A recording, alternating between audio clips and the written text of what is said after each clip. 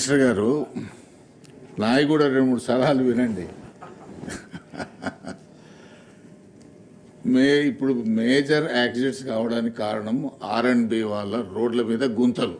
మేము జిల్లా మంత్రికి చెప్పారు ఒకసారి. ఆ మంత్రికి చెప్తారు, ఇది హౌస్ కాబట్టి చెప్తున్నాను. మేజర్గా రోడ్డు మీద ఉన్నటువంటి గుంతలు, ఎందుకంటే గుంత దగ్గర రాగానే వాడు సడన్ బ్రేక్ వేస్తాడు, వెనుకోడు వచ్చి కొడతారు. తర్వాత చాలా వెహికల్స్ ఇల్లీగల్గా నడి రోడ్డు మీద ఆపేస్తున్నారు. దాంట్లో మీ ఆర్టీసీ బస్సులు ఉన్నాయి, లారీలు ఉన్నాయి.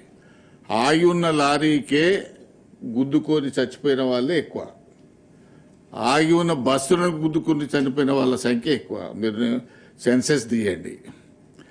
అదేవిధంగా సైరన్స్, ప్లేట్స్. సైరన్ అయితే ఎవరు రోడ్డు పెట్టుకుంటుండో ఎవరికి అర్థమైతలేదు, ఎవరు ఇష్టానుసారం వాళ్ళు పెడుతున్నారు కార్లకు.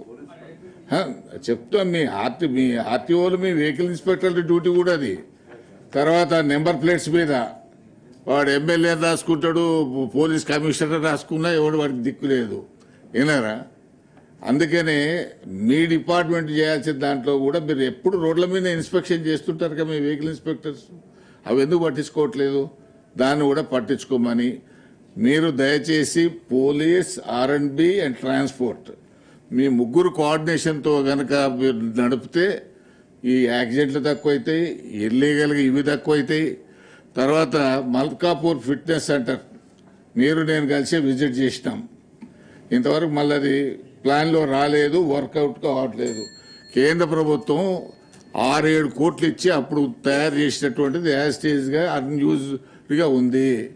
నేను ఈ విషయం 2-3 సార్లు మా మిత్రుడు ట్రాన్స్పోర్ట్ మినిస్టర్ గారికి చెప్తే ఒకనాడు నల్గొండ ప్రోగ్రాం చూసుకుని చక్కగా అడిపోయి చూసినాం. ఇంకొక 8 కోట్లు పెడితే కానీ అది అప్డేట్ కాదనేటువంటి విషయం. ఎందుకంటే మీది ఎర్నింగ్ డిపార్ట్మెంటు, మీకు 8,000 కోట్లు వస్తున్నాయి, దాంట్లోకి ఒక 7 కోట్లు పెద్ద సమస్య కాదు. కాబట్టి మీరు సీరియస్గా తీసుకుంటే ఆ ఫిట్నెస్ సెంటర్ను మనం తీసుకురావడానికి, దాన్ని ఫంక్షనింగ్లో తీసుకురావడానికి బాగుంటుంది. తర్వాత స్లోగన్స్, వేగం కన్నా ప్రాణం మిన్న అనే స్లోగన్ కొన్నిటి దగ్గర బోర్డులు పెడతారు. అది చూస్తే ఆటోమేటిక్గా సైకలాజికల్గా మనిషి స్పీడ్ తగ్గుతుంది. అటువంటి చాలా స్లోగన్స్ ఉన్నాయి, వాటిని ఎందుకు మీరు అడాప్ట్ చేయరు? ఎందుకు దాన్ని లారీల మీద బ్యాక్ సైడ్ పెట్టొచ్చు, తర్వాత మీరు బోర్డులు కూడా మెయిన్ రోడ్డు మీద పెట్టొచ్చు. అది మీరు పెడతారా, R&B పెడతారా, పోలీసు పెడతారా? మీరు అందరు కూర్చొని దాని మీద నిర్ణయం తీసుకోవాలని చెప్పి నేను ఈ సందర్భంగా కోరుతున్నాను.